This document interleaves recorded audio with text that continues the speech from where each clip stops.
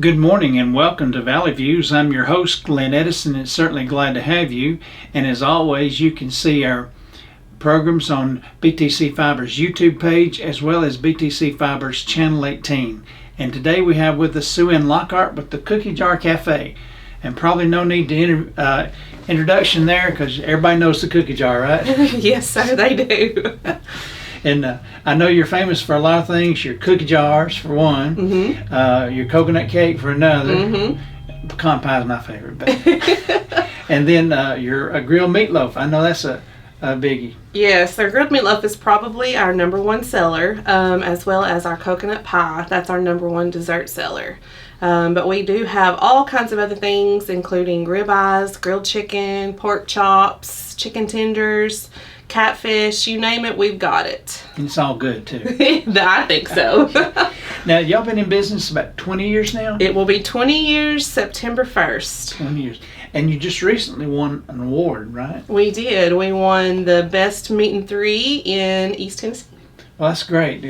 Now, how did that come about? How do you win that? How does that come I about? honestly have no idea. They just contacted me telling us we had won it. So really? Yes, I didn't know anything about it until it came out in the magazine.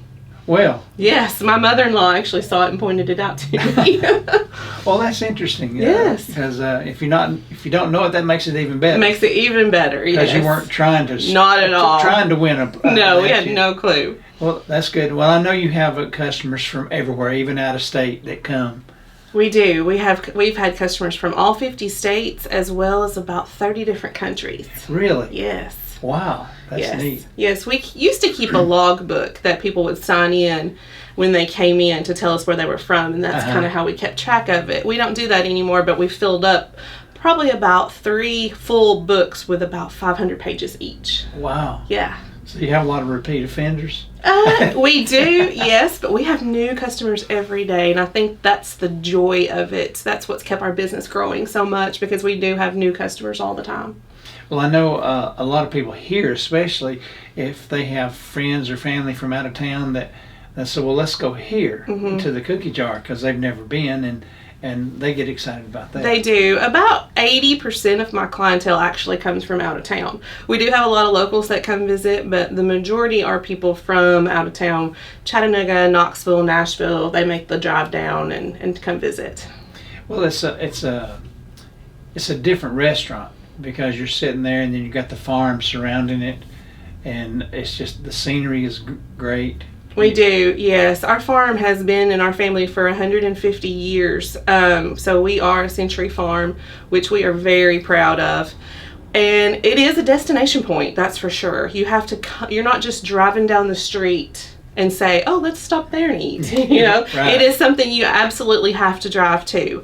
And that's one thing I tell our employees. That's why we try to make our service stand out just a little bit more, because the people who are coming here for a purpose. They're not, like I said, they're not just driving by. They're coming here because they want to. Like, they've set out to come here that day.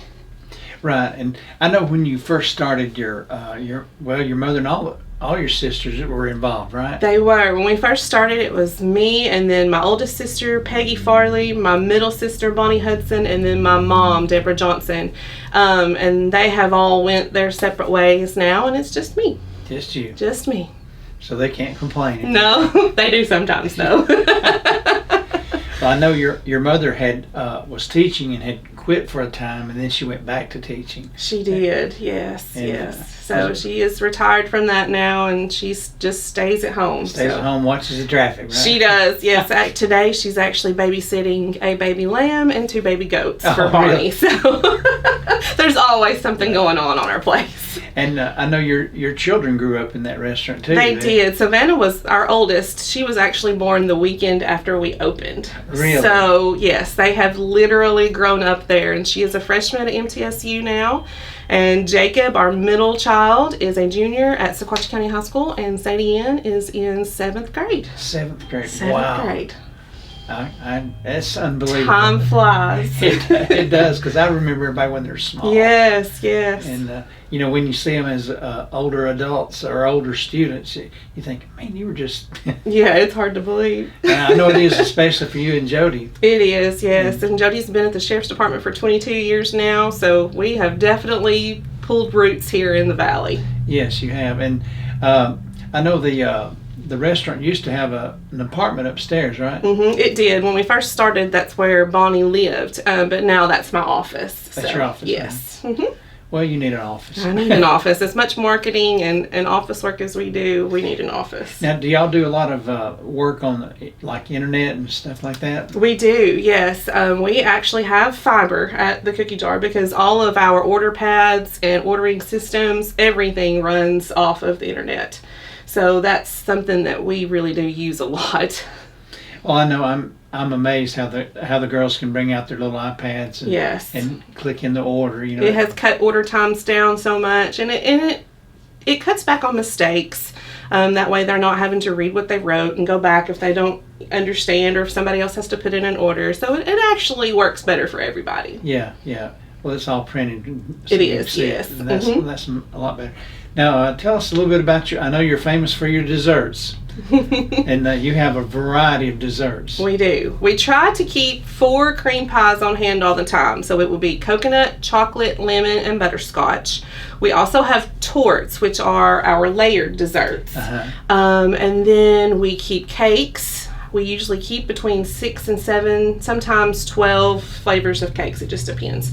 We keep cupcakes as well, between 10 and 12 flavors of cupcakes. We try to have brownies and chess bars, little things you can grab on the way out the door. Yeah. And then hopefully by the end of this month, we'll have strawberries. Yeah, that's coming around. It is.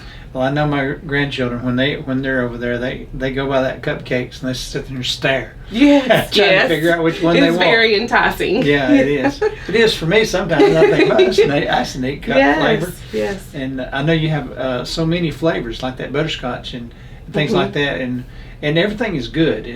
Everything's homemade. I mean, we even make our pie crust from scratch. So we bought a machine out of Canada when we first started, and a pie press machine, and we have been using it ever since. Well, that's neat. Mm-hmm. That's really neat. Yeah. And I know everybody talks about your desserts. I know that because and your sourdough rolls. Yes, the rolls are a huge hit as well. I bet they are. I bet they are. And what made y'all decide to start the restaurant? Well, in 2001, my dad was getting ready to sell the farm.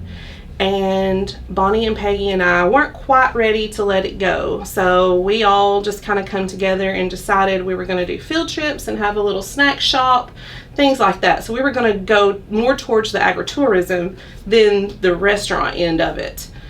Well, once we got started and started drawing out our plans and getting everything laid out, the community kind of came to us and wanted us to feature my mama's, which was Ruby Johnson, to feature her recipes because everybody came to the farm to eat with her. You know, that was just the thing. If you were there at 11 o'clock during the day, you ate lunch.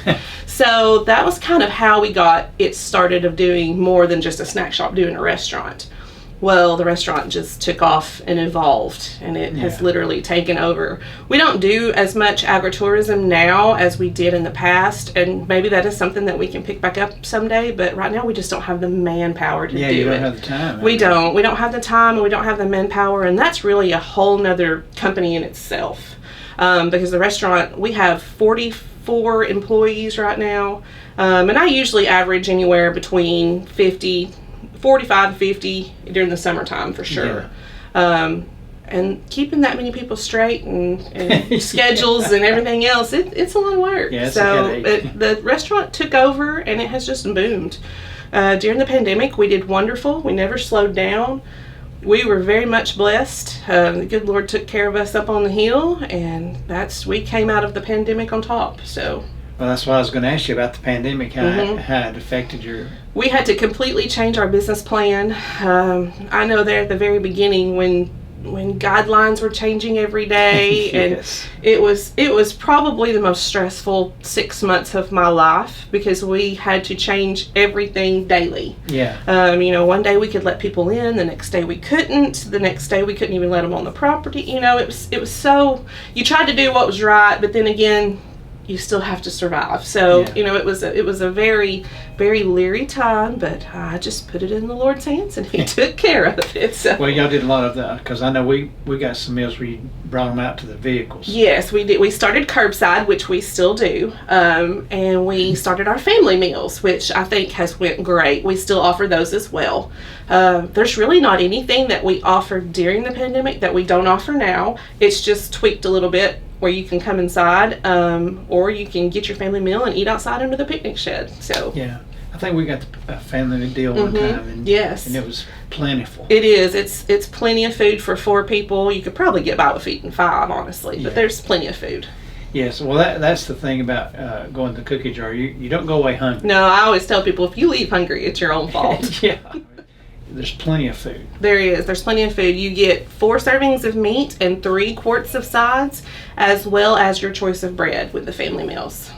Now, getting back to that grilled meatloaf, how did that come about? I know there's a story behind it. There is a story. So when we first opened, we actually did our meatloaf like normal in the loaves. Uh-huh. And we had some left, and Beth Basham was working for us at the time. This was before she even had her teaching degree or anything. So she was working for us at the time, and we ended up putting it back on the grill and warming it up the next day. We had just sliced it and wrapped it up in saran wrap and put it in the refrigerator. And our customers absolutely loved it. Like, they would request it. So we just decided the easiest way to do it is to patty it out and then put it back on the grill. So that's how we got with the grilled meatloaf.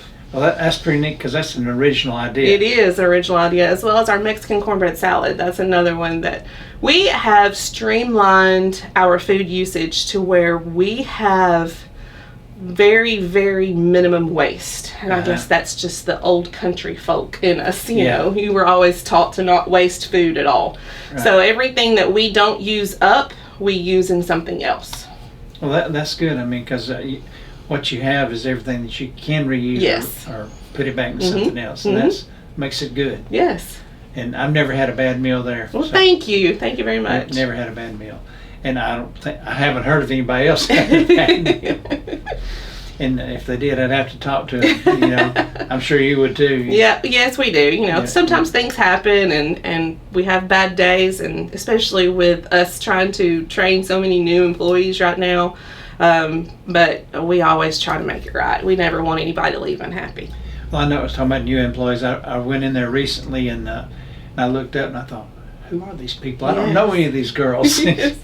Yes, we have a lot of younger crowd that we employ right now. Probably about 80% of them are under the age of 18 right now. So, but they do a great job. Oh, they do. I've never been not pleased with the service, because the girls are always happy, and they're always trying to do what's right. They do. And that's one thing we emphasize. Do you want them to make them feel like they're at home? And I think everybody does. Well, good. And everybody I've been around, even other customers, I'm a people person. I watch people. Right. I guess people think I'm a little weird sometimes, but I'll watch people wherever I'm at, and I see that they're usually happy. They're all having a good time. Oh, good. So I think that's great.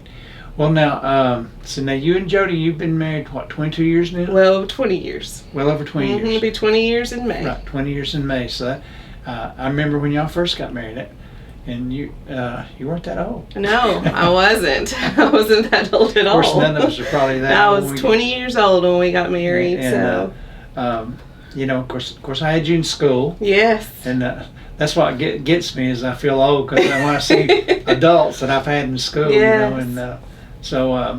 But that's a good thing, though, I guess. It is. Jody and I very much love this valley, and we are glad to have a business here, and for him to be such a part of the community service. And of course, he coaches football too, and that's another big thing in our lives. We always tease, if it doesn't involve food or football, we really usually don't have much to do with it. So. Now, I know y'all have done some things underneath your little pavilion there. We have, yes. Yeah, we've got it set up now. We've got some speakers out there. We're hoping to maybe expand a little bit and have some music a couple of nights this summer and things like that. Yeah, just give people, right now people are looking for things to do outside, and they're looking to stay local. You know, and especially people in Dunlap, if we can find something to do on a Saturday night, not to have to drive across the mountain, then we're all for it. Yes. So that's what we've been looking at doing a little bit. And like I said, this is our 20th year. We're hoping to have a big 20th anniversary in September. So. Well, good. That'd be great. Yeah. Now, your little petting farm, I guess, or zoo, whatever you want to call it, I guess. Do y'all still have that? Still do that? We do. So it will be after Easter. So we do it from Easter to Halloween every year. So whenever Easter falls, that's usually a good sign that most of the cold weather is over. Yeah. And since we get babies every year, that's the babies that Mom is babysitting today. So since we get baby animals every year, we try to wait till the cold is pretty much gone before we put them out. Yeah. And I know especially for small children that have not seen farm animals or been around farm animals, that's something neat for them. It is. It's neat. We try to keep goats and sheep, chickens, a pig, baby calves, and if we find something else along the way, then we'll add it to our collection. But it is something to do, and it's free. There is no charge for the petting zoo. You can come and put your name on the waiting list on Saturdays and go out and enjoy your afternoon, and we'll text you when your table's ready. So it's a very convenient system, especially for, like you said, families with little kids who want to go out to eat and they don't want to have to entertain them while they wait on their table. So it is, and it's worked well over the years. And I know you use your outside as well to eat. We do. You can order your food to go, and you can eat on the picnic sheds, or we actually have seating on the porch, so you can be served under the porch as well. Yeah, and that I've done that a time or two, and it's nice. It is. It's in nice. The warmer weather. Yes, so we can seat 110 inside and out with service, and then we can seat about another 100 under the picnic sheds. Oh, really? Wow, that's good. Yes, it is. And your notoriety is, like I say, it's gained over the 20 years. It has. We haven't really done a lot of paid advertisement, but we have done some over the years with the radio stations in Chattanooga. And I think that's helped a little bit. But we do those with the Finally Fridays and the Sweet Deals. That's more to give back to my existing customers because, they can get the gift certificates for half price. So that's kind of why we do it. But besides that, it's pretty much been word of mouth and social media. Yeah. Well, that's good because I know with the Valley, a lot of people don't realize the Valley gets visitors from everywhere. Everywhere, every day. I average between 400 and 500 people a day. Wow. That's neat. It is. That's good. It is. That keeps you busy. It does. It keeps you out of trouble too, right? That's true. For the most part, right? Tries to anyway. Excuse me. Now I know you mentioned you and Jody are involved in football. I know y'all stay busy with the quarterback club and things like that, and that keeps you hopping too, doesn't it? It does. We've got a lot going on this year with the quarterback club. They're raising money. We have kind of went out on a limb in hopes that the community steps up and supports us because they've bought 4 sets of uniforms and brand new gold helmets, which I know the community is just ecstatic about seeing back on that field on Friday nights. So, but we love it. It's something that we've been involved in for 4 or 5 years now. Jody's been coaching for 5, and I've been in the quarterback club for 4. But they're teasing me since Jacob will be a senior next year, wanting to know if I'll stay on while Sadie's in high school. I told him I wasn't sure that was going to happen. We'll see how it goes. But right now, these boys are so thankful, and they're so appreciative, and they're so eager to get out into the community and work and help. So we've got lots of community events and things like that lined up so where they can give back a little bit. So well, good. I'm sure they'll like that. Yeah, they're excited. And the boys, they're a good bunch of boys. They're a great bunch of boys. And Coach Rusty McIntyre, he is on top of it. He stays on them about their grades and their behavior. And as far as I know, I don't think in the past year, they've not had anybody in trouble for fights or anything like that. And with a bunch of boys, that's pretty good. Well, and as I mentioned, they're a bunch of good boys. They are. In the past, you've always had a few maybe that were just a little trouble, not much, but these boys as a whole, they're just good boys. They are. They're very respectful, and they're very community and family oriented. So. And that comes from home too. It does. It does. The community, they should be proud. They've raised good kids. Yes. And I know they're proud of that field and everything. They are. Mr. Swafford, we appreciate everything he did before he left, and we're really looking forward to working with Miss Carbo. Or Miss Pierce, I'm sorry. Yeah. We're really looking forward to working with Miss Sarai Pierce. Yeah. Because she's a sweet lady, and I think she'll do a good job. Oh, she will. Yeah. We have no doubt about that. She's on top of it. She is. Well, now about your one thing I didn't mention is your farm. It's still a working farm, right? It is. It's actually the only operational dairy left in the valley. So Mr. Alan Sharp, he rents the dairy from us, and he runs it, and he's got, I think, about 60 head of cattle right now that he's milking. So. Wow.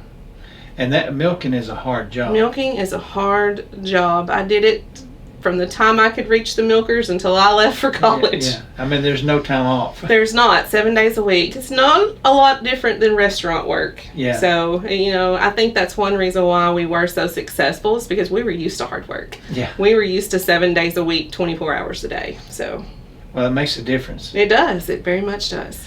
And I know from time to time you have to get away because you're just totally exhausted. I know that. Yes, we do. And I've got a good staff. I am able to be in and out now. I don't have to be there 24/7, which makes a big difference to me. Because, there for a while, it was just me, and I was the one that had to be there all the time. But right now, I've got several that are working for me that do a wonderful job and keep things going when I'm not there. Yeah, and you don't always have to supervise the cooking because you got somebody that can cook. You're right. You don't have to worry about it if it's being right or wrong. No, I actually get to focus on the marketing and the office end of it now, which is what I like to do, and I think it benefits us. Yeah. Well, it gives you a little time to do other things rather than focus on just getting out orders. It does. You're right. And, is there anything we haven't talked about that you'd like to share? I don't think so. We do have online ordering. That is something that we do have available. You can visit our website. It's thecookiejrcafe.com, and our menu and everything is on there. You can pull it up. You can order it, pull up in the driveway, and they'll bring it out to your car. Well, good. Because we haven't tried that, but we will. Yeah, it's very convenient, and that way you make sure you get everything the way you want it. Because it's a wonderful thing. Well, I really appreciate you being with us today, Sue Ann, and thank you very much for coming. And we've enjoyed it. So, folks, again, go to BTC Fiber YouTube page to see this interview, as well as BTC Fiber's Channel 18. And until next time, have a good day. Hey everybody, this is Glenn Edison from Valley Views. We appreciate you watching our shows, and we would like for you to like, share, and follow us on Facebook, as well as like and subscribe to our YouTube page. Brought to you by Bledsoe Telephone Cooperative, your full-service telecommunications provider right here in the Sequatchie Valley.